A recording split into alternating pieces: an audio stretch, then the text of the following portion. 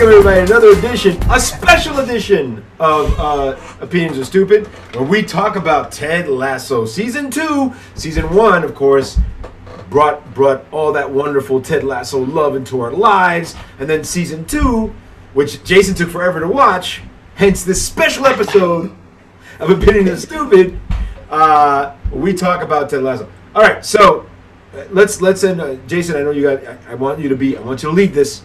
So we need to talk about what exactly the situation was with Ted last year, where we left off, where Richmond went into regulation, right? And they basically dropped out of the Premier League, right? Right. Regulation bad. Basically, if this was like Major League Baseball, it's like you losing and then going to the minor leagues, basically like AAA or AA, and hoping you could get back, basically. Right. And the great if we had that in the States, to be honest. I would love right, that, exactly. Yeah. Could you imagine the Yankees dropped to AAA? What would happen? Oh my God! But and the Mets would never get out. The Mets would be in AAA fucking forever. So right. Yeah, it's really a very interesting situation the way that their league structure is based, where if you don't, get into the playoffs basically or have enough wins, you get kicked down to the next level, and that became a financial and stressor. Not only that, but a team stressor for everyone when they lost so badly, horribly to Jamie and United in right. At the end of last season. Which brings us to the beginning of this season, which was wonderful. Goodbye Earl was the first episode of this season. If you guys haven't watched season 2, there's going to be spoilers. I would suggest maybe you catch up or just watch. We waited like 2 weeks on purpose, so people wouldn't complain. So 3 weeks stumble on it. Yeah. We even said, "Hey, season finale coming up," blah blah blah, and all this other shit. All right. So Goodbye Earl was the first episode. Goodbye Earl was the first episode. Remember, Ted was dealing with with his last game. Ted was dealing with some serious anxiety issues that was brought up by an unknown source, but we're gonna find out what that source is if we start talking about it. So in Goodbye Earl, Richmond is in the middle of their season, and they bring in a psychologist to help a psychologist to help them to basically get their team up and running again, and that's Sharon. The psychologist's name is Sharon. And what basically happens in this episode, and I'm going to say what it is, and you can just start talking, that one of their strikers, one of their lead strikers, whose name we did not write down. We're not going to break down every individual person. We're giving themes. This is a theme show basically. Yeah. Let's not get bogged down in it and all that. Danny Rojas. Yeah. Danny Rojas, who says football is life and always sings Rojas, Danny Rojas, which is so fucking cute. It kills me every time he does it. When we was introduced last season, it was fantastic. So Danny Rojas kills the mascot when he kicks the ball, and then it just stops him from being an effective player. Anyway, right.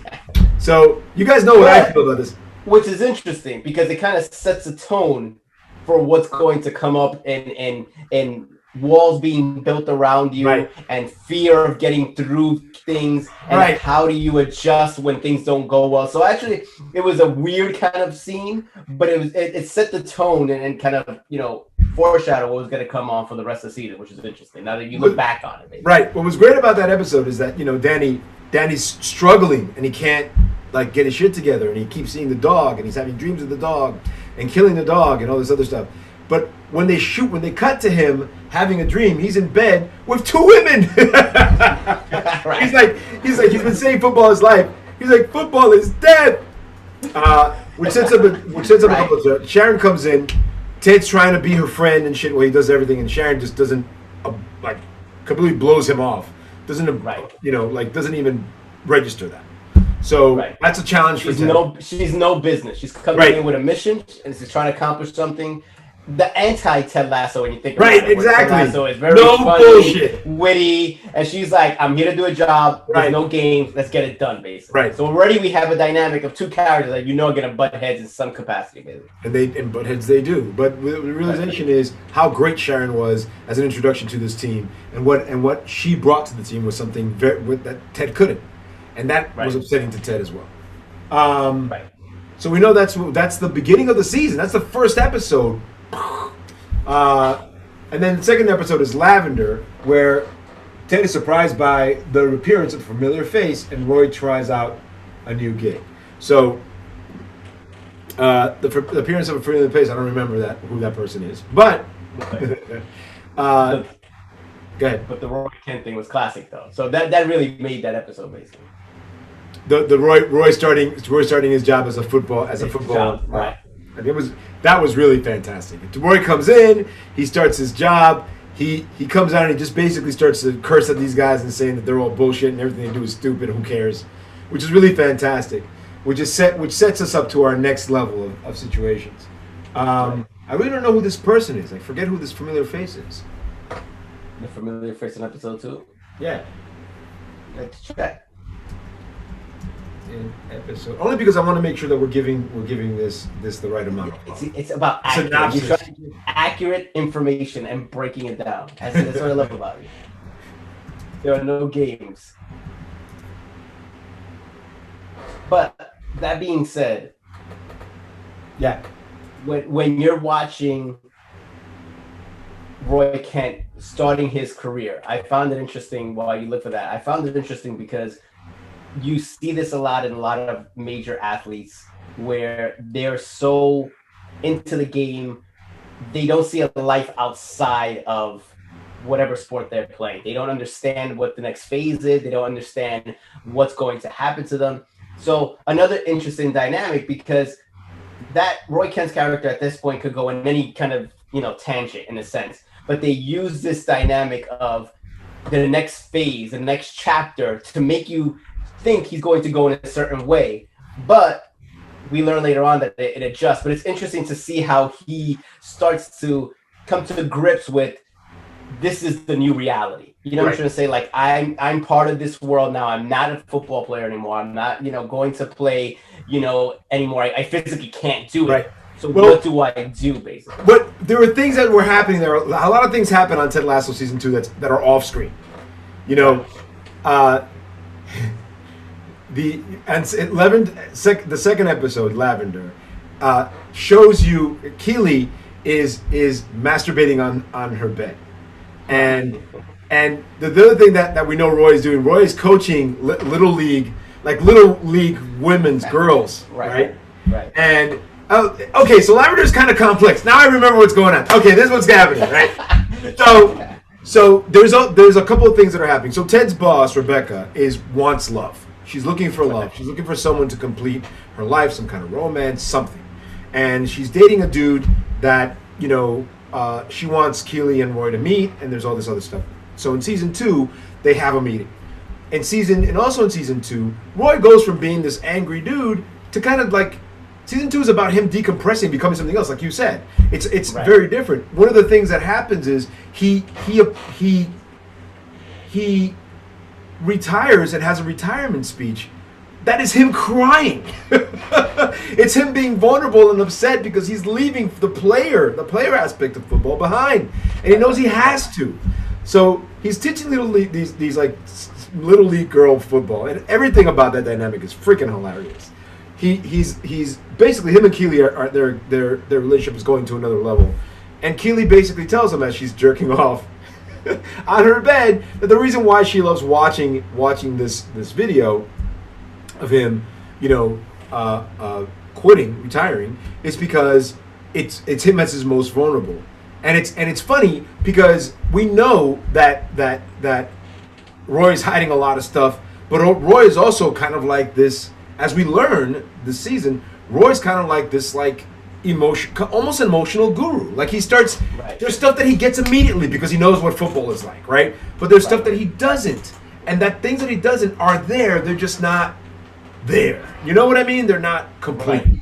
So that's kind of like what we're getting from Roy, and that's kind of like where Keely broaches with Roy.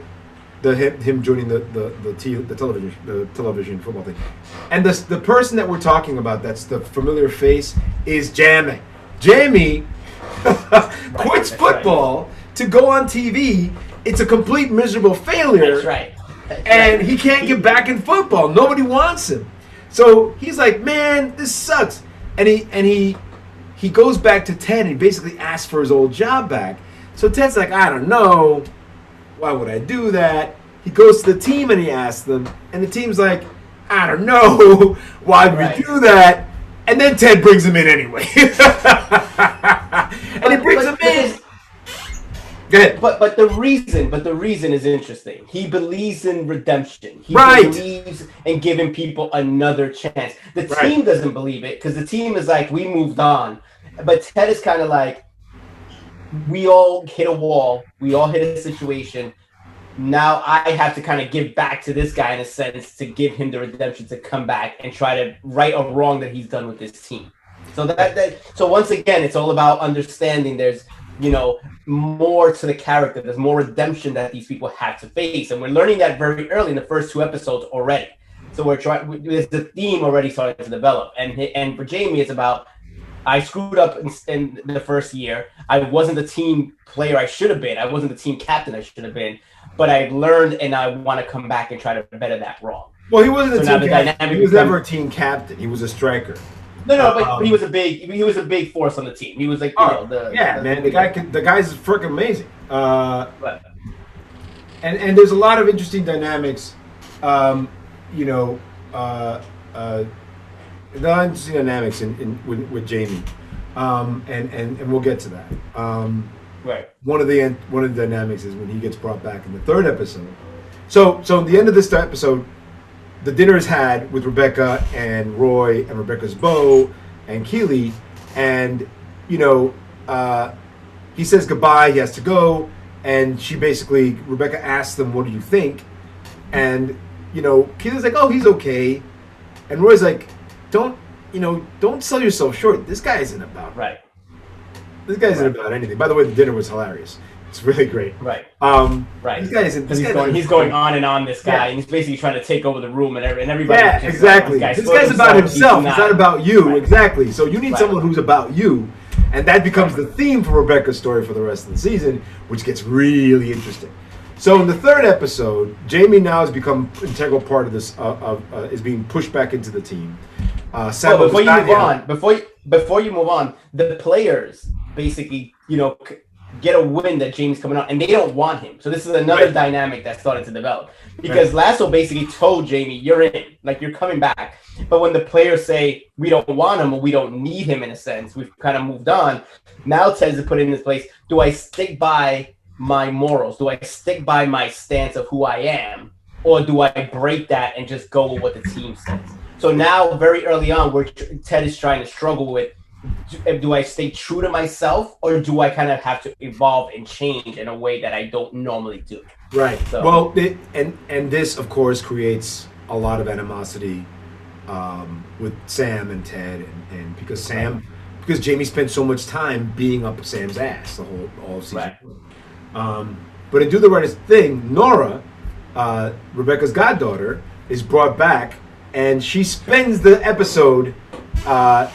Following, shadowing Rebecca, not all of it, but most of it, to be like being kind of like the boss. And there is something else that happens. There's an app called Banter that is Keeley's side gig, and the app gets integrated into the story in a very interesting way. Now, the whole point of it is you can't see the person you're talking to; you can only speak to them. And that's supposed to be the ins and outs of this. A secret admirer. You can't swipe left or right with this. You meet somebody, you got to have a conversation. But you have to swipe, but you have to have a conversation with the person you swipe with, which I think is fantastic. It's a really great idea for a dating app. Sam has to deal with the fact that he's in an ad for an airline that's owned by an oil company, and the oil company has been polluting Nigeria for the last decade. And Sam's parents are like, "What are you doing? Stop doing that. This isn't you, right? This isn't you. This isn't you. This isn't good. This isn't helping." So Sam puts a big black piece at the end of the episode. Puts a big black piece of tape over the name of the company that they play for, and his entire team does it, and it changes their kit. It's an incredible political statement. And Sam gets to say something about it because he's like, "Look, they've been polluting Nigeria for the last 20 years, whatever. I can, in good conscience, basically play for these guys. With these guys. But the first one to put the tape on was Jamie. Well, which showed that he has evolved. He wasn't thinking about himself.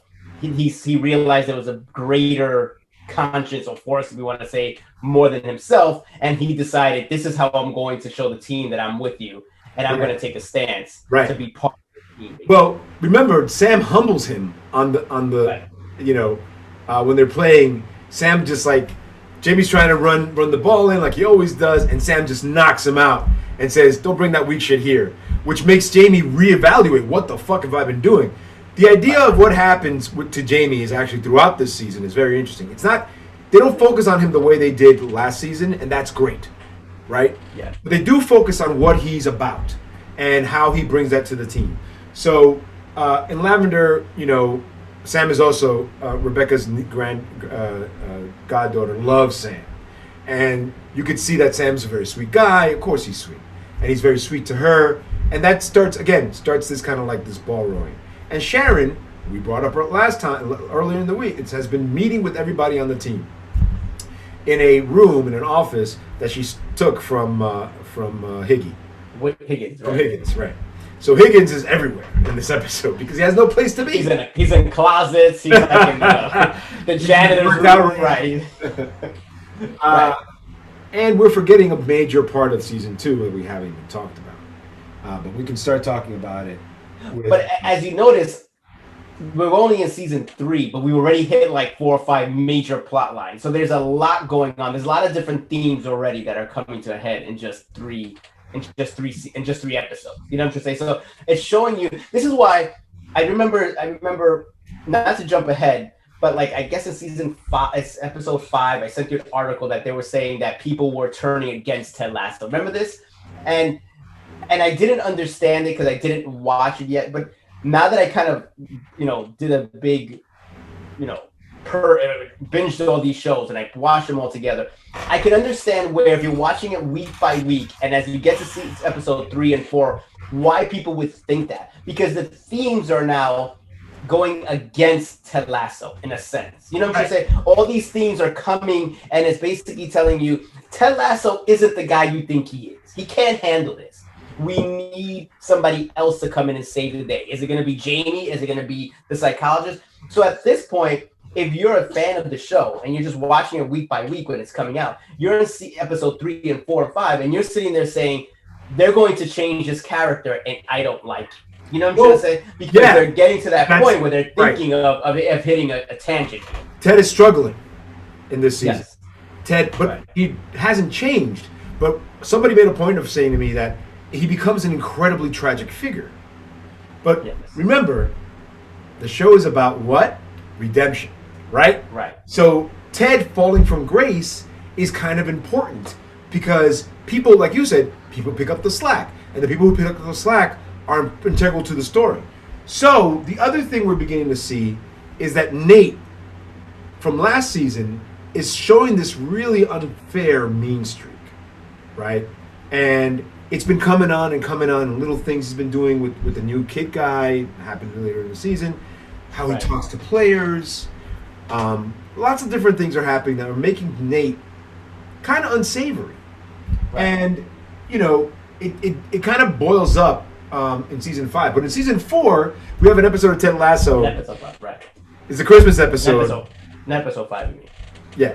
Rainbow's episode 5 is the Christmas episode. The Christmas episode is wonderful. It's wonderful because, first of all, Ted Lasso was only actually contracted for 10 episodes for season 2. And Apple TV said, fuck you, make us 12. Well, they didn't write 12 episodes, they wrote 10 episodes. So, episode 4, which is the Carol the Bells episode, the Christmas episode, which was like, let's have a Christmas episode, why not? And episode 9, which was Beard After Hours, which we'll get to, were 2 very, very different episodes.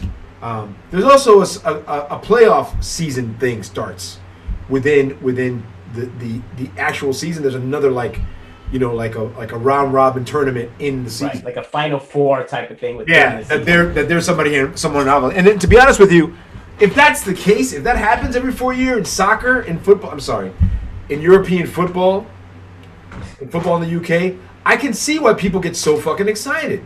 It's like you take the best parts of college in the United States and the best part of professional, and you kind of smash them together. Holy crap! Forget the Super Bowl. Every 4 years, I get to see this crazy ass tournament. Who knows? And it's Cinderella, right? Who knows what goes in there, right? Right. So the Christmas, the Carol of the Bells. Ted is by himself. He has nothing. He has no one. He's sad. It's a sad state of affairs for Ted. So Rebecca picks him up, and they do this charity thing where they give away toys, which is really super cute, right? So he's going to different places, giving toys, being Ted himself, and it's really sweet. I'm gonna have to watch this episode again. It's always so great. And because the Higginses open up their houses to the players who can't go home. A lot of these players are not from England, so and a lot of players don't celebrate Christmas because they're Muslim and what have you. But they all the whole team ends up going to the Higgins' house for Christmas dinner, and it's really kind of a sweet episode. And then, of course, Ted and Rebecca show up with some buskers, and they sing some Christmas songs, and Santa makes an appearance, and it's just a great fucking episode, straight up and down. You know? You're missing though the Roy and Keely taking the little. Oh yeah! Oh my God! I forgot about that. So dentist on Christmas. So Roy and Keely were gonna have sexy Christmas, which is basically them dressing up, and of course, Roy only wears black, right? So he had to come from his thing, from his show, wearing what he always wears, which is a black suit, black shirt, black tie, black shoes. And by the way, it works for him. Don't fight it. And he says, "Did you get my messages?" And Keely's like, "What are you talking about? I had to bring my niece in. Her mom, had to take an ER shift, which is like, oh well, Sexy Christmas becomes Sexy December 28th or something like that, which is, I think is really funny, really good scheduling. But the sub of that, the second storyline is that his niece, what's her name? Fuck. Let's say Chloe. It's not Chloe. No. Is it Phoebe? No. Phoebe. It's Phoebe. Yeah, it's Phoebe. It is Phoebe. Phoebe. Yeah. Right. Phoebe, as they got a cat at Phoebe's house, so she's taking anti stuff that doesn't make you sick for the cat. She's allergic, and the allergy makes her mouth dry, which gives her horrible breath. So there's a scene which I can't show you because they won't let me paint stuff. But there's a scene where Roy smells her mouth and says, "I've been in rooms of players. I've been in good locker rooms," and he's like, he just turns around and he's like, try not to vomit. It's very, very funny. It's like he confronted death at that moment. I think she's dying.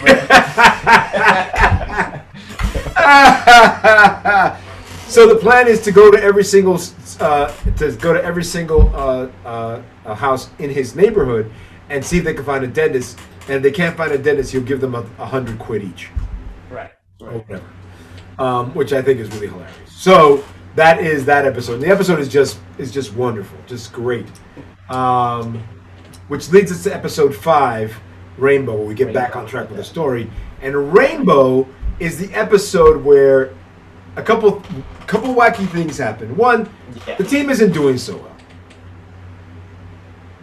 They're struggling. They're on a losing streak at this point. They're struggling. They're having a losing streak, and it's because they've been actually. It's not that they've been losing. They've been tying up a lot of. Their first thing. Right. That's right.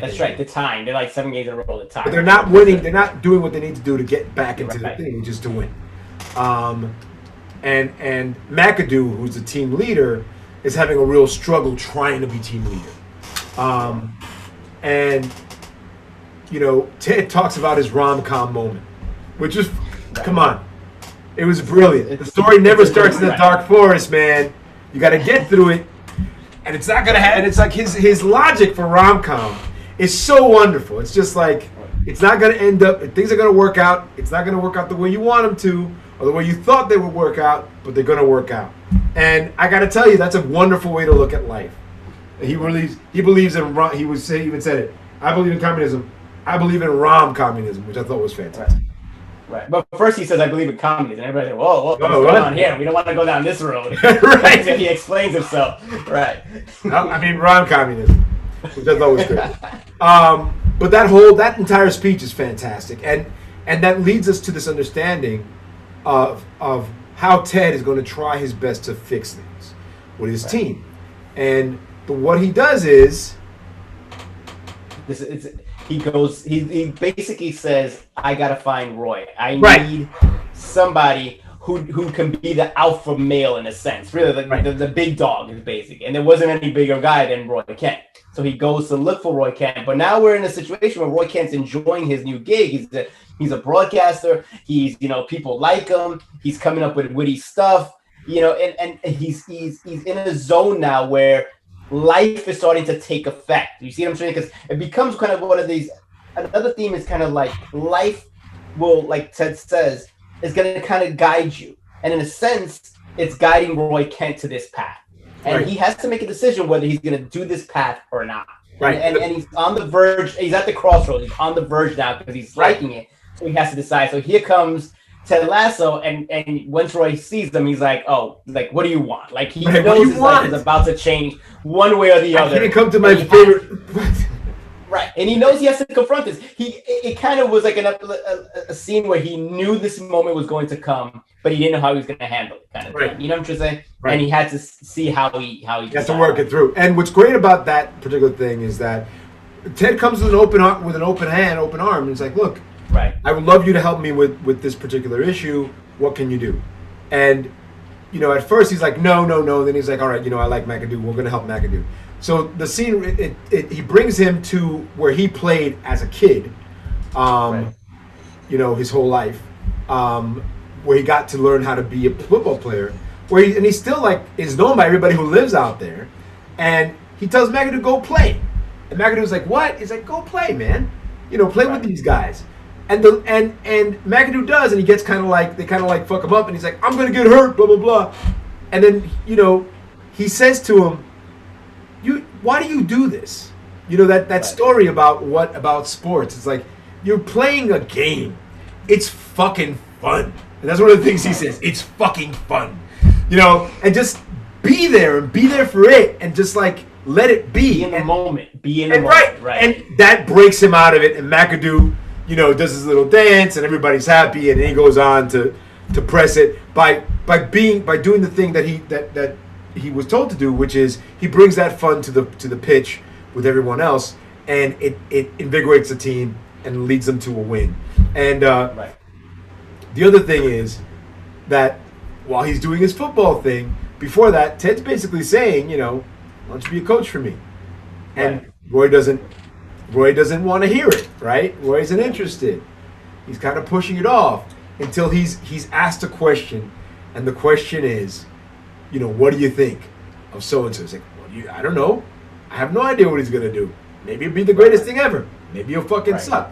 We are just idiots, just, talking about choices and stuff instead of being at the pitch. These guys are the ones that are doing it, and that makes Roy realize that what he wants to do for the rest of his life is be a coach, which we basically kind of understood from the beginning of the show.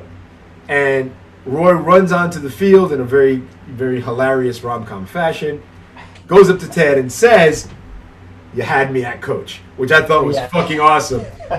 But that rom-com world that turns the key on Nate, who's already kind of unhappy with what's been happening with the team. And Nate sees Roy and he thinks, "What's going on? I thought I was the baby. I'm not the baby anymore. He's not in love with me anymore. What's going on?" And you could tell that Nate's unhappy. And to show the unhappiness, he goes to dinners with his parents. You see his parents, I believe, for the first time. We actually see them, and if I'm right, and we see how his parents treat him, where he's in the room but he's not even there. Right. So he's kind of there. You can have dinner, we can talk, but I'm not really listening to you. I'm not paying attention. So in a sense, this is what's going on with him and Ted Lasso, at least in his head, where he's kind of like the issues that he's having with his dad, because his mother treats him like, you know, the golden boy. But the issues that he's having with his dad are kind of manifesting itself all over again with Ted, in the sense that, you know, he was there for him, but now he's kind of like, now you're just in the room, but you're not here anymore. Well, kind of thing. He has a real problem asserting himself too. And there, part of this episode, there are two other things that are happening in this episode. It's also the rom-com story, which also kind of like underlines the Higginses' relationship, which is really kind of cute. And it also tees off Rebecca, who realizes she wants love like the Higgins have.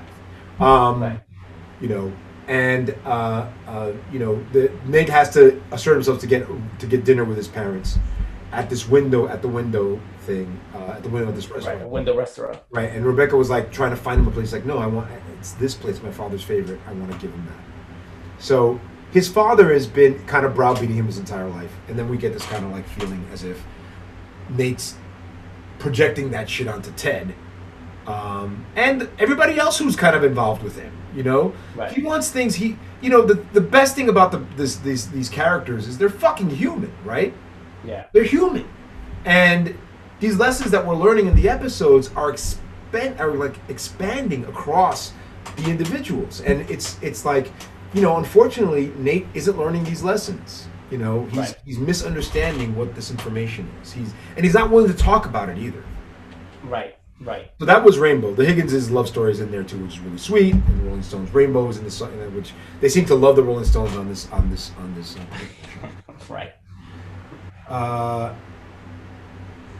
So Ted shows up in this season as another character. In episode 6, we learn of Ted Lasso,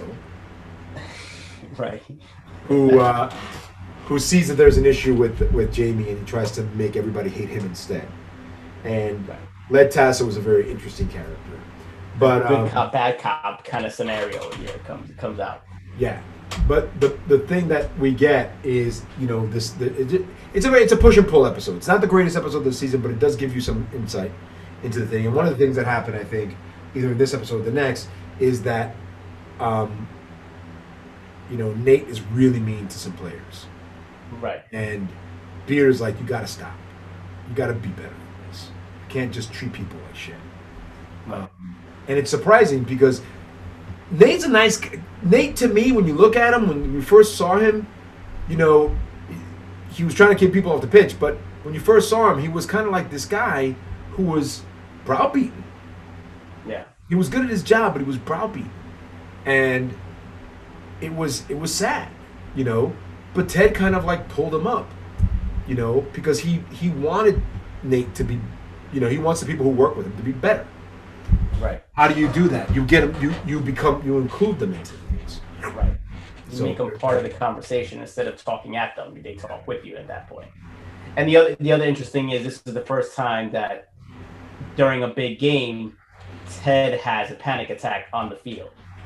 And that kind of starts to know another dynamic, because Ted leaves in the middle of the game or close to the end of the game, and who steps up? Who has to step up? You think it's going to be Roy, but in theory, it's kind of like up in the air. Nobody can fill Ted's shoes, right? So nobody can just jump in and just say, I'm being in charge. But Nate basically looks at this opportunity as, this is my chance to assert myself back in the kind of the good graces and show who I am as a person. And he comes up with this play that becomes the game-winning score.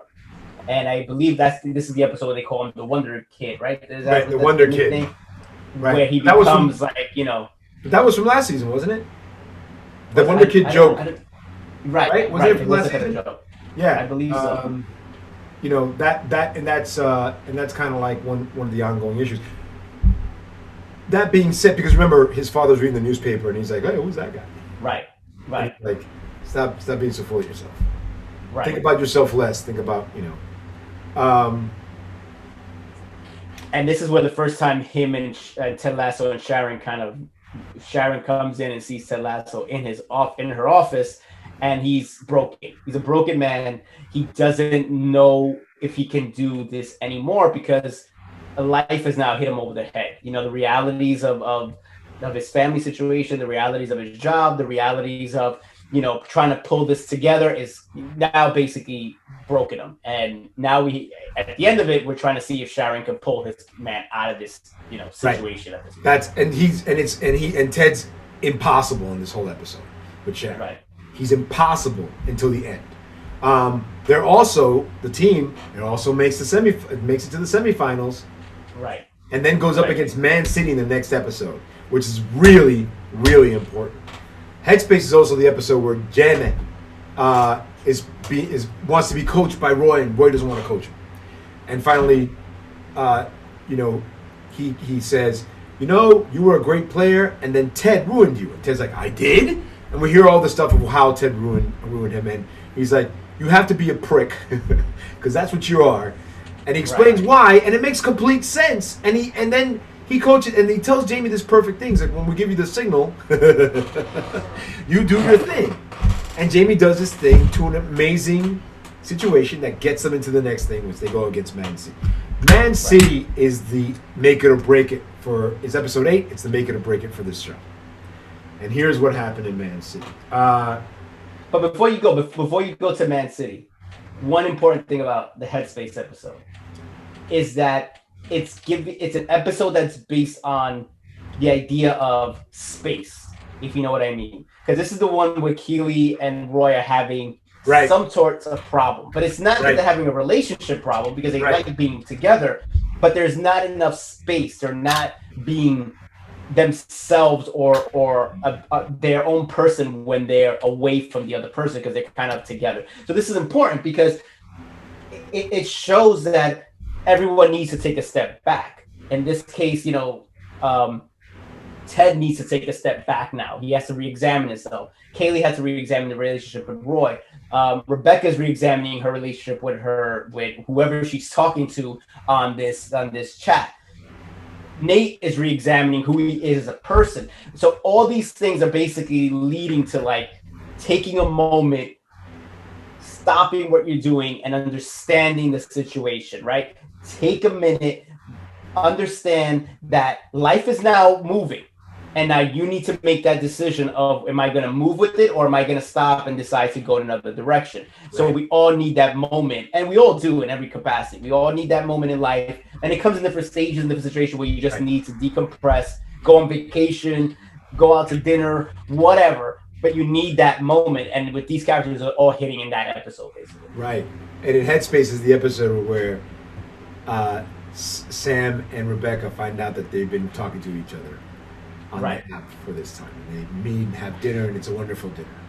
I was under the impression it was Ted the whole time, but they fixed my little red wagon, and and Rebecca and Sam ended up together for dinner. For dinner. Right. What happens? As friends at that They point. had some chemistry. It was interesting, but you know, we're just friends. They were just friends. What are you looking at me like that for? So. Man City happens. They go to this thing. They play against Man City.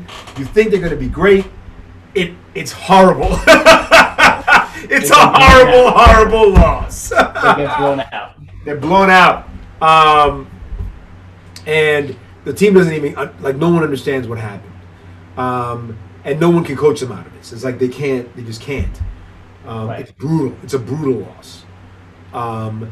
Which crushes Ted. Right.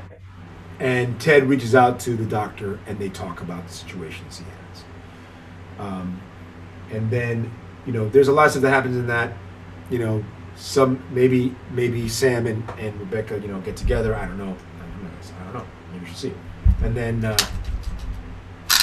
there's two interesting Ted and Sharon conversations that I always take. I believe is this episode. The first one is Sharon trying to get him to open up. Could be the previous episode, but either way, it was previous episode, yeah.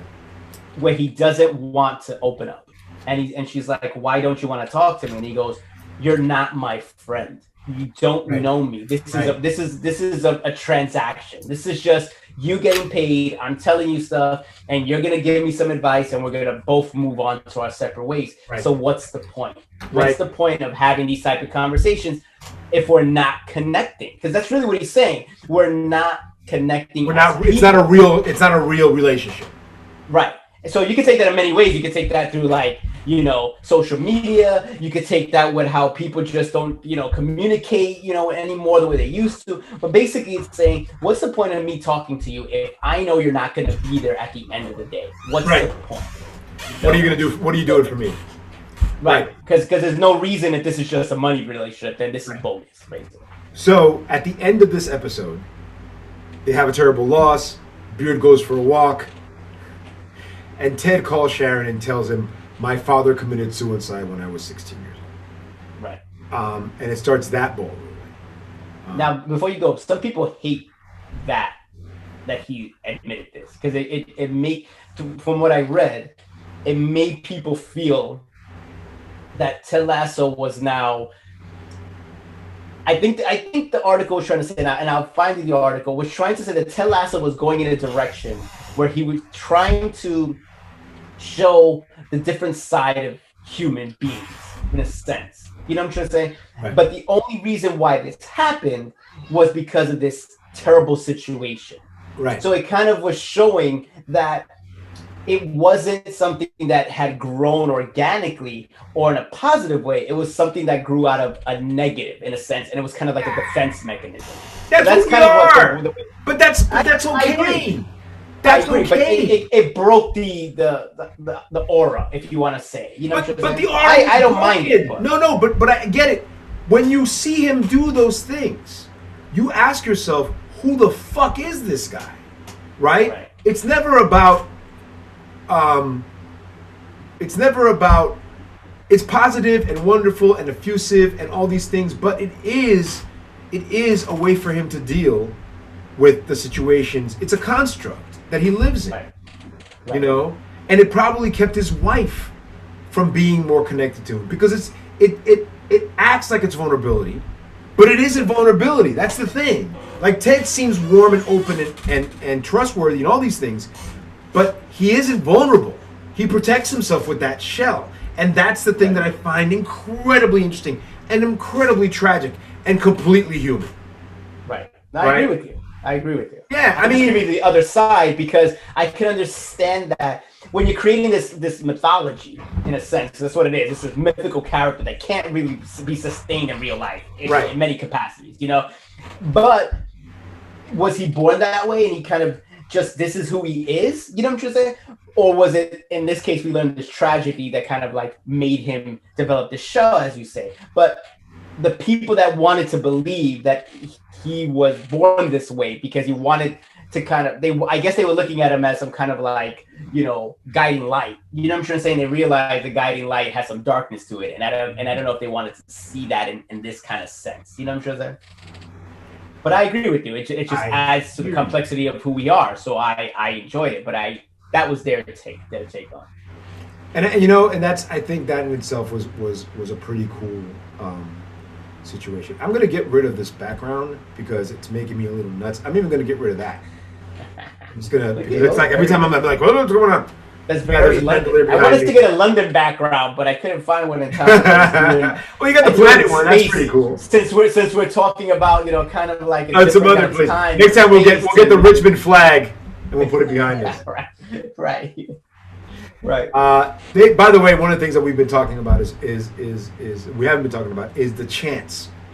Ted Lasso has some great chants, and every football team has chants.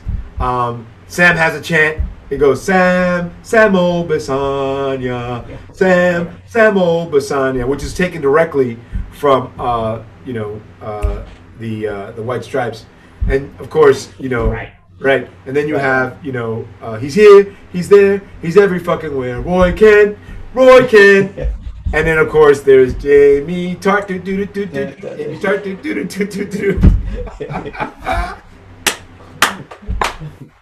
and of course the Richmond song, we're Richmond till we die, we're Richmond till we die, blah blah blah blah blah blah, we're Richmond till we die. So all those are great chants. I love every single one of them. They're really well constructed. They're really fucking smart, fun as fuck, and it's something that I do when I do dishes and shit.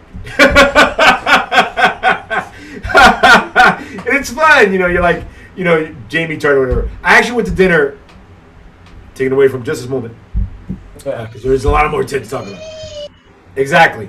I went to dinner on Tuesday. A friend of mine said like, let's go to this Indian restaurant. I went to this Indian restaurant, and we sat next to. It was very authentic Indian. He had the shark, and I did not. And these two ladies that were from Springfield, Massachusetts, originally, they're of Indian descent, living, and they came to try this place because it's supposed to be great, and to talk about how their dad makes great Indian food, which I find really fascinating because he has a tandoori oven in his backyard. This is crazy. I know, right? It's like, what? And then she was like, "Yo," I said, "and we have the shark." And, you know, and I did the baby shark. I was like, well, we could always change it to Jamie Tart, as you know. And she was like, I'll take Jamie Tart. I'll take him. Which I find really hilarious. Right. Like that she knew who Jamie Tart was, and the fact that she'd take him. Right. So Man City is a very big episode. We find out that Ted's dad died. It gives us a look into what he's about and all this other stuff. And then Beard takes off. But before you do, because Jamie now his dad comes into the scene. Remember? Oh yeah, I forgot about that. Jamie's dad shows up. After a horrible dad. Right. Jamie's dad is a Manchester guy. He's a Manchester City guy, and he comes and he gives Jamie a hard fucking time because they lost, and Jamie fucking punches him.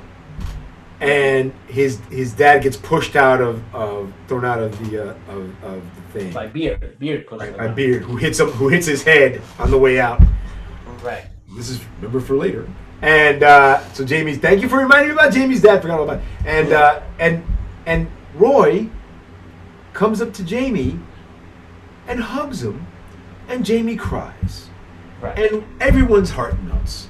And it's really kind of fucking serious because it's a breathtaking loss. Right. Like they couldn't do anything right. It's like 6-0, something like that. It was like, oh my god. And the father's just like, you know, like putting salt in the wound, just like making fun of the team and making fun of his son and how like you guys had no chance, and it basically like bringing him down and degrading him. He's kicking him in the balls when they're on the ground. Right. And Ted can't, like Ted freezes. Yeah. You know, but Jamie takes out his dad. His dad gets thrown out. Roy hugs him, and that's what makes Ted go and call Shadow. Thank you. Yeah. Thank you for that. Beard After Hours. If you guys ever seen the movie, have you ever seen the movie After Hours? Yes. Directed by Martin Scorsese. Fucking weird film. Basically, that happens to Beard. Beard is haunted by the loss. Two announcers follow him throughout the thing, and he goes on this really wacky adventure where he meets Jamie's dad again. He loses his pants, and the three characters that are throughout the show, these three characters are kind of like the chorus, the Greek chorus of Ted Lasso, are on the show, this particular show, and he gets them to go to a particular club that they kind of work themselves into, and it's really an interesting. If anything, it spots like Beard, and we have to spotlight Beard because Beard is the best. Right. Right. You know, and then. But what's interesting too about that scene is really the last, you know, like couple minutes when Ted Lasso and Beard are supposed to have like this morning coffee in the morning. So after this crazy night where he can easily just call it a day and just call out sick or just like say I can't show up, you know, they're in the room. Roy Ken and the whole kind of managerial team is there, and they're trying to figure out is Beard coming, and Ted is basically like he's never missed the day. He'll come. He's holding that trust that there's still going to be this, you know, this guy that's been by his side, and that's not going to deceive me. Because I believe if Beard doesn't show up in that scene, you know, even though the kind of episode's already written, so they kind of had to write it that way, because I'm sure that they already like already scripted it out. But it would have been interesting if he didn't show up, and what would Ted would have done at that point, because now his whole structure would have fell apart, because Beard was kind of like still keeping him, you know. Beard is the peg. You know, Beard is the peg that holds Ted together. Right. He really is. He doesn't show up at that moment. Yeah, what happened? Could have happened. Yeah, right. So yeah, but Beard shows up with the coffees, and one of the things that we realize is there's been a degradation of Nate's involvement with the team, and things are getting worse and worse and worse. And Nate has great instincts. He has great strategies. And Ted trusts him with these instincts and strategies, and what the next episode is a serious episode because Rebecca's father dies, and Ted has everyone has little crises, right? One of them is Keeley and Roy have a crisis because Keeley wants someone to understand her and get what she's trying to do and be about stuff about how she feels about people dying. And Roy makes fun of it, and it kind of fucking hurts her. And he realizes that he has to, and he keeps doing it. He keeps being a dick about it. And then, he comes around finally at the end. But you're right, because at the same time, Rebecca and Sam have spent the night together at this point. And they're trying to decide, because they've met each other, as we mentioned, through the app, and now they've had that dinner. And she's trying to say, do I go out with this 20-year-old? She's like, am I going to match? Can I have a relationship with this guy? And she kind of decides to put it on hold because of everything that's going on, and she doesn't want to compound the situation. The actress that plays her was the nun, the shame nun from Game of Thrones. Game of Thrones, right? Right. She's actually awesome. I've watched a couple of her appearances in a couple of different places, and she's funny and she's bright and she's awesome and she's goddamn sexy. That woman is wow. Right up my alley, if you know what I'm saying. Right. So, not to bring any sex into it. It's a family show. Hey now. Hey now. So she said, "Is your kid in the room? What's going on?" Yes, it's funny. I don't care. I love kids. As they, your kid. Take care of your kid. Go with that. So there is this thing, and we find out all these things about Rebecca and her connection with her father. There was a show, an episode earlier on where her mother's in it. On this season, we get introduced to her mom as well, and I think that was the Headspace episode. Her mom was basically, "I'm leaving your father." She's like, "Good, fucking leave him," and and then you find out, what's going to happen is that she's going to take him back because he's going to give her an expensive gift, and that's that. And I hate the fact that she does that. So we find out that Rebecca's dad had a lot of affairs. And Rebecca ran into him having sex with a neighbor, and it really broke Rebecca's heart. And she hated her father, but she hated her mother more for not leaving her father. And there's all these dynamics and stuff. But the other thing, this is a great scene. You're skipping it over in a sense, because this is the same time where Ted is talking to Sharon about. Is this the same one when he's talking to Sharon about what is he talking? He has a panic attack and he calls Sharon. Right. And Ted describes his father's death for the first time. He mentions it, but he doesn't talk about it. Right. And he mentions it for the first time. And literally, line by line, you're cutting between Ted and between Rebecca. And even though they're two different situations, they're worlds, apart. They have two totally different lifestyles and backgrounds. Their stories are connecting because what she's saying is going right into what he's saying, and what he's saying is going into what she's saying. Right. And it's a great scene because it just jumps in that capacity where you're understanding that these people and in life in general, we're all in the same journey, right? We might be in different paths, we might be in different situations, but we all come back to the same feelings. Mm-hmm. No matter how we get there. So that's why that scene to me was great, because you're seeing the back and forth of these two characters and how they're, breaking down in a sense, and the other person's just listening. They're just letting it all out at this point, and it comes to a head with these two stories, basically. Right. And so we know that there's a few themes that are going through Ted Lasso: the rom-com theme, the family theme, right? The fact the whole team goes to the funeral. Even Danny Rojas has to wear shoes. It breaks his heart. It destroys his feet. Right. He has shoes. And then something else happens. Right. Two things happen. Right. I'm talking about Rebecca. Rebecca kind of breaks up with Sam. Yeah. And tells him, "I'm not ready for this.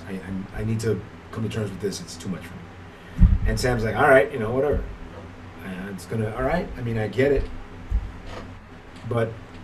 It's her coming to terms with it and how she's going to go through it, and that happens in this episode. Second thing that happens is Jamie goes to Keely and tells her that he loves her, and Keely's like, "Fuck." Right. Because remember, in season 1, this is all she was trying to do, is get this guy to open up. Right. She's trying to make him understand there's more than just the money and the fame and the women, and she's trying to get a different side. And then all of a sudden, at a funeral where she's like, completely vulnerable, breakdown, right? Being with her friend, trying to help her friend deal with his death, because Rebecca and Keely are like buds. Trying to help her friend deal with this stuff is when this asshole drops his bomb on her, and she's kind of like, "What?"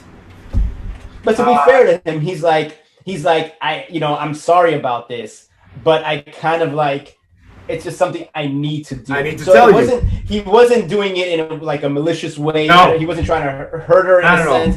Yep. It just kind of hit the head where he's like, I'm understanding who I am, and I have to say this. It might not be the best way, but it has to come out in some capacity. But you knew it, too. You knew it. And that's fine. Because it's, you telegraph punches on this in some ways. In some ways, you see things, you don't even see things coming. That's the episode where Rebecca's ex-husband gives her back all of the shares that he was holding on to for the team. Right. And she's like, "I'm going to give this it's a funeral present. Sure, you can have all the last shares. You have more control of the team." And he walks out. Which is setting up the last 2 episodes of this season. The last 2 episodes of the season, not thinking about it, are fucking doozies. Last Tina Ralston is episode 11, and in that episode, 3 major things happen. 1, Sharon gets into an accident. Yeah. Ted's there for her. And Sharon passes a piece of thing to Ted, a thing to Ted that she passed on before, but she underlines it in this episode again, which is, the truth will set you free, but at first it'll piss you the fuck off. Which is kind of true. So Ted is being Ted with her in the most best Ted ways. And she's having a lot of trouble. She's talking to her therapist about how much Ted pisses her off, and before she has her accident, which is, by the way, her on the bicycle is some of the funniest shit on the show. Right. It's really, really great. Right. To make things between Rebecca and Sam even more complicated, this guy is from Ghana. This billionaire from Ghana shows up, and he wants Sam to join his team, and he offers. Right. He wants Sam to join because Sam thinks Sam is the future of African football, and he wants to create this team that will be said when people talk about football, like they'll talk about Manchester United, and they'll talk about Juventus, and they'll talk about Real Madrid and his team, right. Which is really fucking amazing. I would like to see an African team do that. Why the fuck not? I know an American team isn't going to do that anytime soon, unless they're women. And that isn't... the American women are crazy good. American men, not so much. That's what it is. So, that happens, and we find out that Sharon is going to leave the team. This is like her last few days, and the team is prepping for their final game. And by the way, it starts with Sam, the Sam Elvisania chant, because Sam led with 3 goals and beat this team, and then sets them up to get out of regulation and back into the Premier League. So it's a big episode. Big episode. It's also the episode where Keely gets put in this women's, what was it, like, was it Vogue, right? I guess. Yeah, so like the Vogue, I believe it was Vogue back then. Like up and coming women or something, and she's in it. Right.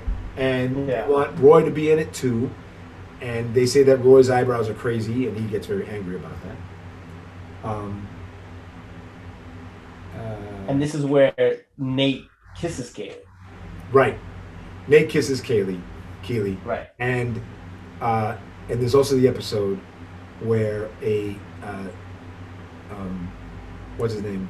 Roy, who's been going to being the school, helping out his sister by being his Phoebe's like parent. And parent-teacher conferences, shows up at the school, finds out that Keely that she's been taken home early, and helps the teacher, who he kind of digs, hang up pictures. And then the other thing about Ted Lasso was great is that they show you how rich these motherfuckers are. Money gets thrown around this show like crazy. You know, he picks. It looks like Phoebe has a thing for drawing women's breasts really well, and that's her art. And boys are using it as currency, and she shows like, why isn't any, where are my kids' stuff? And she's like, well, this is why. And he's like, holy shit. So he takes all of them and puts down £400, and leaves. It's like, holy fuck. Like, money gets thrown around the show like crazy. Right. And it makes you understand what people mean by rich. Like, at one point, Michael was like talking about buying a fucking restaurant. Right. You know what I mean? Right. Like straight face, like no, not blinking, like I'll buy it. Right. Which puts us into a situation of, holy fuck, what have we done? Right. No one should be that fucking rich. It really is kind of like we're heading into a new Gilded Age almost. Yeah. So that's what happens in this episode, and then we find out that Nate kissed Keely. She tells Roy. And Roy tells her about the teacher, he doesn't even think about it. And Roy tells her about the school teacher, how he's like, yeah, I didn't tell her I was married, but that's it.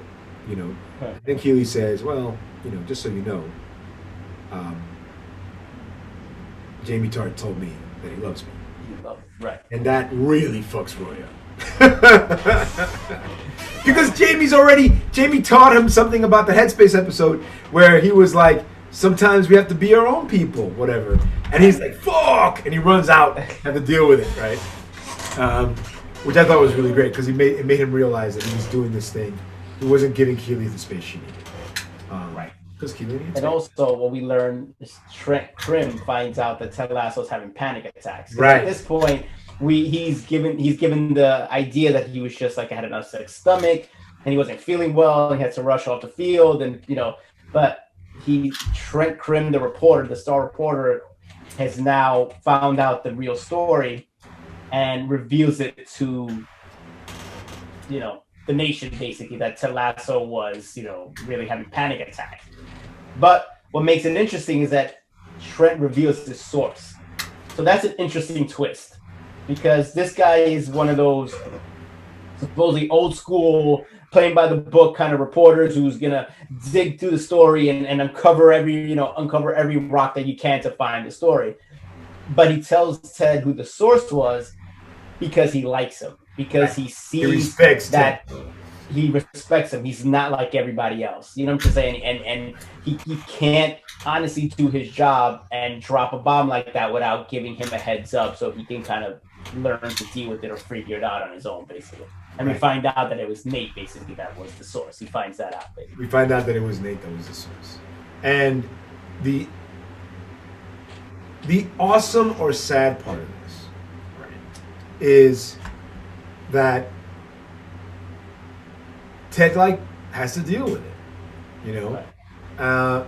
And everybody's like, oh, we find out we're gonna fuck him up and whatever, and Nate's like feeling that pressure, and Beard knows, you know, right. and he's like, come on, Ted, just let's fucking confront him. And he's like, I don't want to confront him. We'll figure it out. Let him confront me, which is, I think, is like one of those. It's one of those things, right? That people who are above board want people who aren't to do. Like, I want you to come to me with it. They're gonna come to me with it. They're gonna come to me finally with it, and then we're gonna have to talk through it. But it's not as easy as that.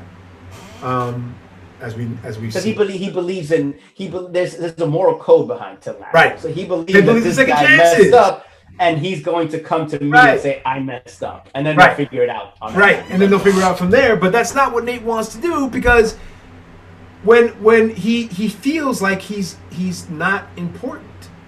Right. So like when we find out that Nate says I have a confession, you know, and he says, hey, I kissed Keely, and we're like, yeah, we're fine. And they're like, well, we're good. It happens. All right, don't worry about it. And Nate's like, what the fuck? I'm not a threat at all. And the thing is that Nate isn't, because it's not. She knows that Keely isn't interested in him that way. Right. So it's not. Now Jamie, on the other hand, Jamie's an actual threat. You know, and one of the other things that's happening with Nate throughout the season is that his hair is getting whiter and whiter. Right. So we're bringing it home, Case. We're bringing it home. This is it. We're coming around the mountain. Episode 12. Episode 12. This is it. So all these things are coming together in this episode. Jamie wants to be coached by the coach. The coach is not coaching him, and you know, Jamie apologizes, and it fucks up Roy. Roy's like, God damn it, you apologize to me, and you know, they sends them to the last game of the season. That's gonna finally decide whether they go back into the Premier League, and you know, it's a crazy game, and you know, they're struggling with Nate's, you know, false 9, which Ted thinks is a great idea, but they can't get it together. The team can't get it together, and finally he says, look, what do you guys want? He wants, what should we do? Ted's like, what should we do? And Roy's like, give it to them. Ask the team to do it. So he goes out and he asks the team. And the team says they're kind of like up in the air. They're not entirely sure what to do. And the Dutch guy, who's been a fucking awesome staple of Ted Lasso all year, gets up, walks to the center and says, it's a fine strategy. We can do this. We can do it. We should just do it. And everybody's like, okay. And it works. And they win. Not to be whatever. Also in that episode, Sam Obasani has been offered this wonderful offer by the last episode, actually. Wonderful offer by this Guyanese guy, Akufu, who offers him, you know, this chance, and he has to make a decision. And this, of course, turns everybody upside down. They don't know what's going to happen, and he makes his decision, and his decision is no. And you know, not because of, and he tells Rebecca, it's not because, he tells Ted instead of Rebecca, that it's not because of how he feels about him. But he feels like his work isn't done here yet. And Akufu loses his shit when he finds out, which is really a very, very funny situation. It was just funny. Because he's like buying restaurants, and he has fake to impress him, and he's buying museums, like he's renting out museums for the day, with actors, putting actors in them and stuff. It's that's how much money he has. So that Sam could really like just fall in love with, I guess, the lifestyle, the money, you know, that type of craziness. But Sam is more than that, and he just kind of, you know, goes above it and says, plus no, and this guy can't handle it because he has $1 billion, you know. And his dad is always there for him to give him advice, which I think is wonderful. Because, you know, a dad with good advice is a good dad. Now I have to tell you about this episode did nothing for me until after the game. Everything up to the game really meant nothing to me. Just a filler for 20-30 minutes. But the last 15 minutes of it, but the last 15 minutes made up for it. You know, it really kind of brought all the characters together. So the Sam thing, we see, he makes a decision. It gives us hope in a sense that money can't buy everything, if you want to look at it that way. You know what I'm trying to say? Where this guy's morals are reaching a certain level. We see Ted is, and let me take a step back. I enjoyed it from the part where Ted was sitting in front of the locker room, in front of the media after they won, and he says, "Let me tell you something about athletes and like mental health." And then it cuts. Right. It doesn't say anything, which was great. Right. Because that whole Ted Lasso's not about breaking that down. He's not about that. He's not going to break down society's norms in that way. You know what I'm trying to say? He's going to do it in his way, and we learn that through the way he interacts with people. That's how you're supposed to know it, as a viewer, not giving a 2-minute speech about it when you sit there and like it or don't. No, right. And that's fantastic. And you're right. That I forgot all about that, and you're absolutely right. And that's one of the things that I find. What's happening with Ted is the vulnerability that he could not have within the construct of who he is now becoming part of that construct. So Ted's turning into something even greater. He's evolving into an even greater version. He's learned the force. He's learned Super the force Ted. now. Right. And he also goes, and this is the part also where Nate, right before they go, like people are seeing, like Nate doesn't get it. Like Nate's an inspiration too. Right? His strategy, the way he thinks about things, all these things inspire the team as well. But he's not seeing it because he's not getting that extra love from Ted. That father love that he wanted, but he isn't getting from his dad. He's not getting it from Ted anymore because Ted's fucking falling apart. Right, because to be honest, there isn't after I saw the episode, like the next day I saw a friend of mine, and he said, what was Nate so pissed about? Because there wasn't any specific fight. There wasn't a specific moment where they butted heads. It was just a gradual growth.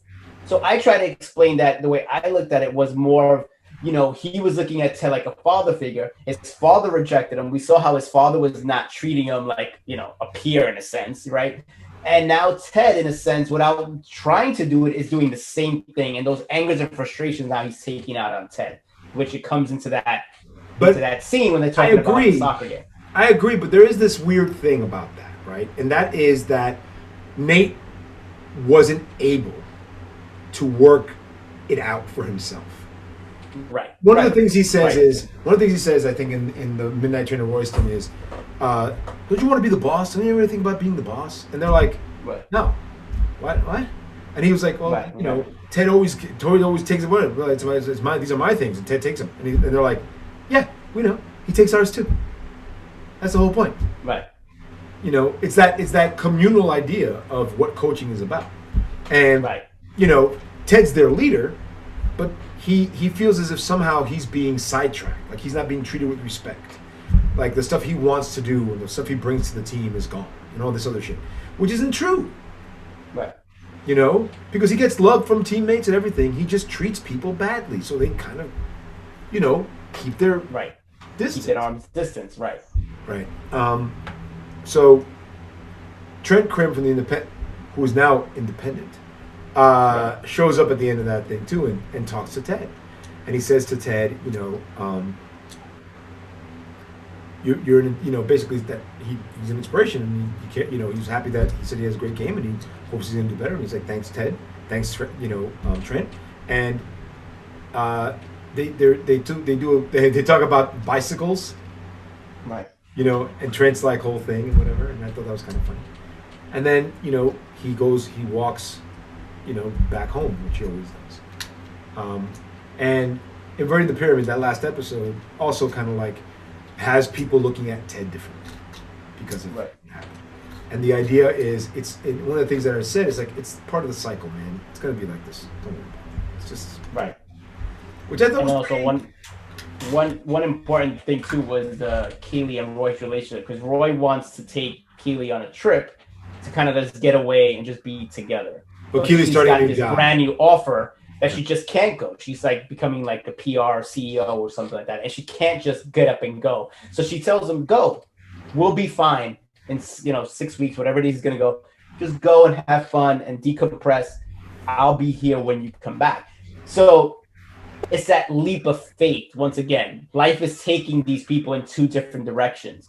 Will they meet again in the same capacity? We don't know. But if you believe the rom-com idea that Ted is saying, it will work itself out. Just not how you think. Maybe not the way you're thinking, but it's going to work itself. Right. The other thing that happened in that episode was, and this is great, they're having the struggle. They don't know if they're going to win. McAdoo gets up to put his hand. Looks like he's going to put his hand in there. Instead, he walks up to the believe sign and puts his hand up. Right. And everybody touches the believe sign before they go out the door. Right. And I think it's just such a fucking, Friday Night Lights moment, right? It's like that feeling of intensity and togetherness and, whatever fealty that you have to an idea and a concept and a team. And it gets brought up again, and it's really wonderful.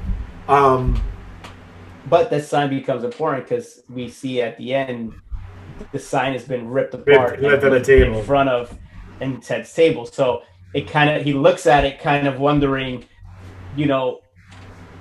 can this belief last? I'm trying to say, was this a moment in time, or is this something that can actually, permeate and last? And he's trying to understand, what is starting to take shape, because in a sense, the Force has been, there's an imbalance in the Force, because we learned that Nate now at the end of this is going to be the head coach of their rival team that's going to probably be setting up season 3, basically. Right. Because he joins forces with Rebecca's ex-husband. Right. And they're basically and that's why he gave against his team. That's why he gave her all of the shares of the team. Shares.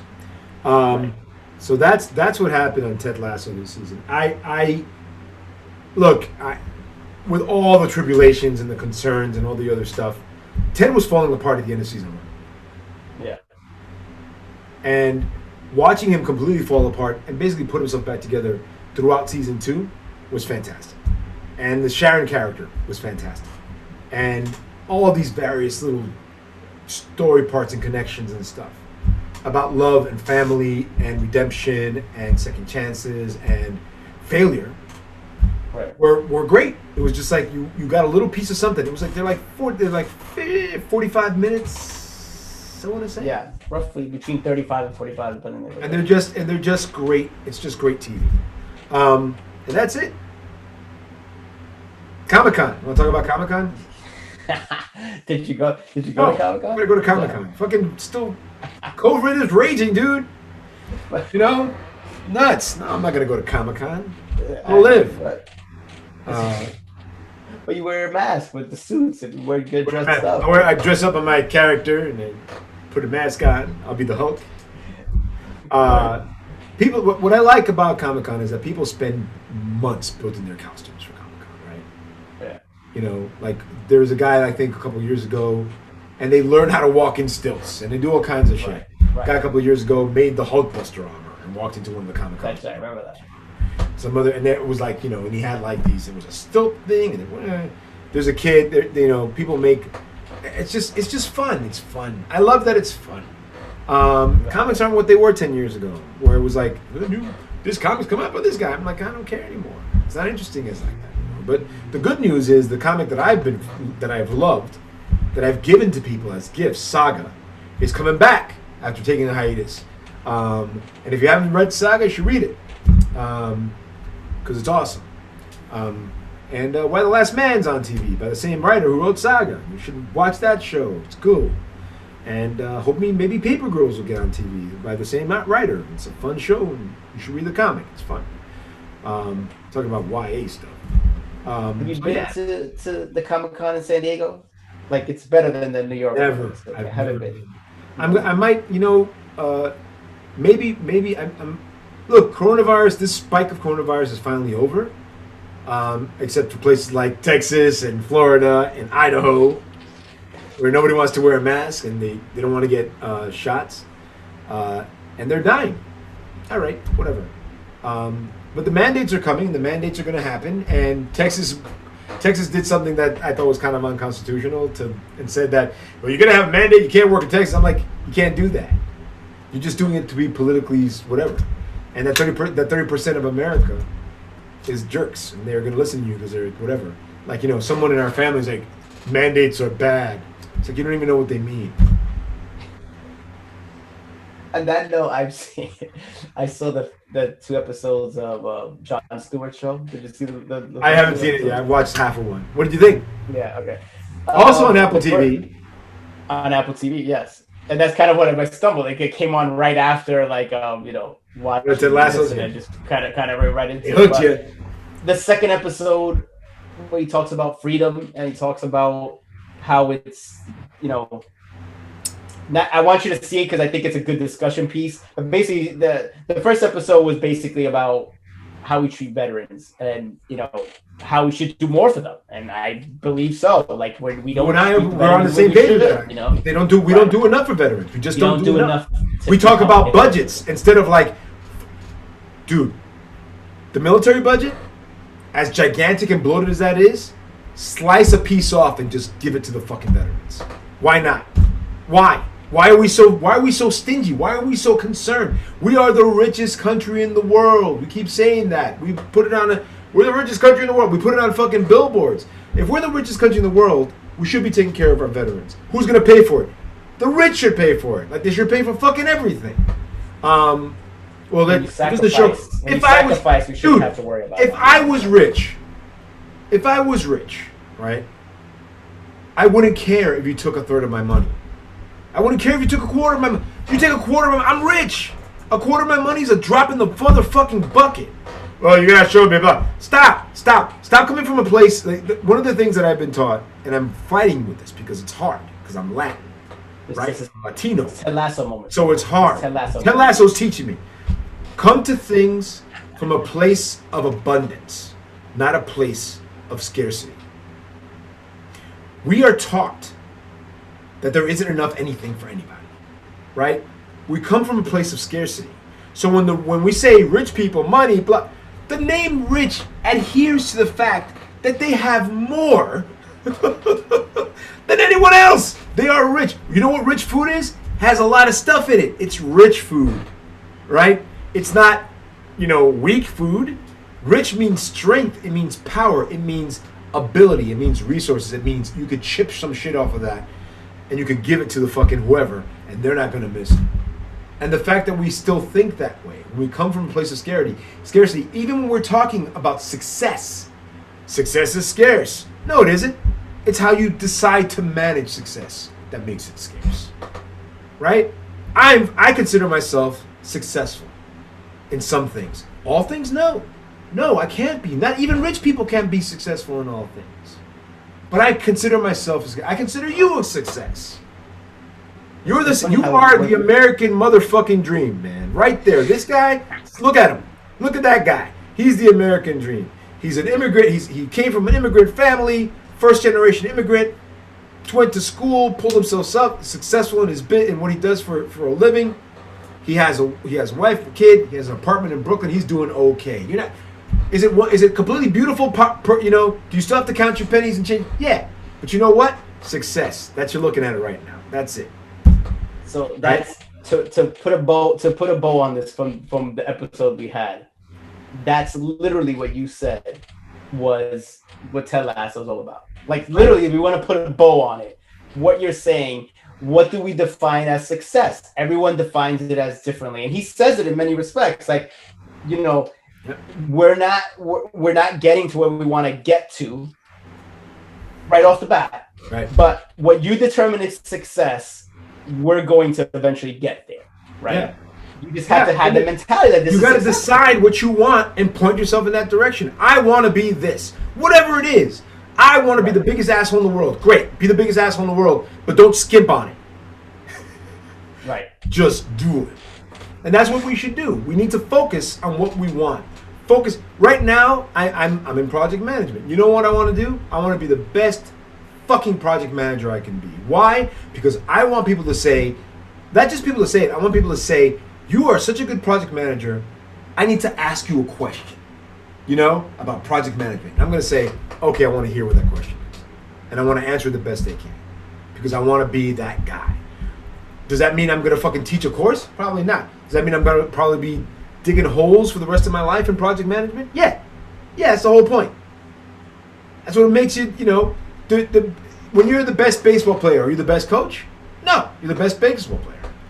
You're focused on being that. Maybe later you'll be a good coach if you're able to fucking distill the things that you've learned into the proper situation and then pass it on to people. But maybe you're not. You know, I mean, there's lots of people who are great pitchers, horrible people. You know what I mean? Great baseball players, horrible people. Great football players, Jesus Christ, keep them away from my family. You know what I mean? Or just Simpson.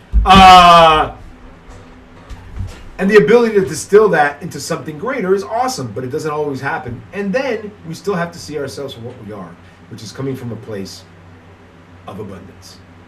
Right. Hence the song of the week, Never Gonna Give You Up. We did that last time. You can't do it this time. Right. Oh, did we? That's right. You're right.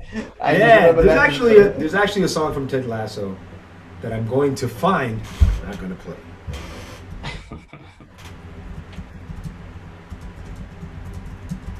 Just the Ted Lasso theme song. There's no song. They don't have theme songs like they used in the 80s where it basically told you the story within 20 seconds. They don't do that anymore.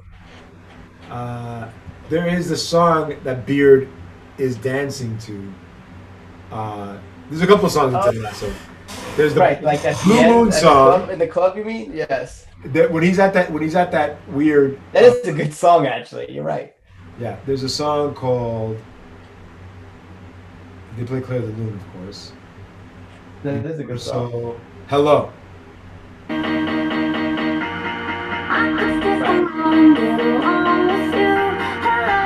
All right. That's a song of the week. Check it out, guys. Song of the week. Hello by Martin Solving and Dragonette, and it's a lot of fun, and it'll have you dance in your house. And that's also what I do when I do the dishes. I put this on. But it's great. There's a thing called Tool Find that will tell you every song that was on an episode of a show. Interesting. You know, it's a lot of time to do that. But we know it. This song is really fun. Even though I would like to. It's a good song. You fit, and you know it. All right. So that's great.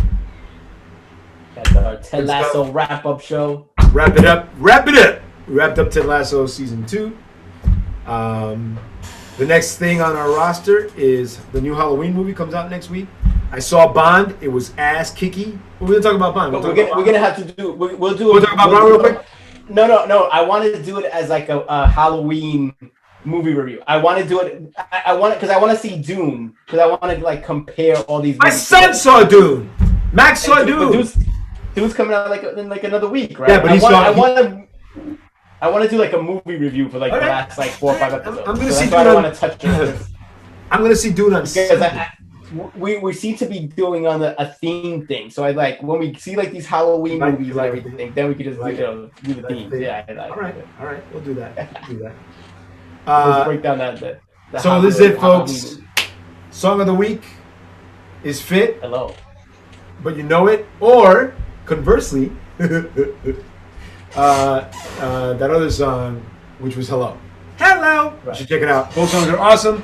Go to TuneFind, put in the name of the episode you're looking for in whatever season, and it'll give you a list of all the songs on the episode, which is kind of. You don't get money from TuneFind. Don't get money from TuneFind. I don't own Hello. I don't own Fit, but you know it. I don't own these things. Check them out. All right, kids. Till next time. Ted Lasso. Richmond. Was it Richmond song? Richmond till we die. We're Richmond till we die. We're here. We're Richmond till we die. Hey. All right, kids. Till next time. Bye.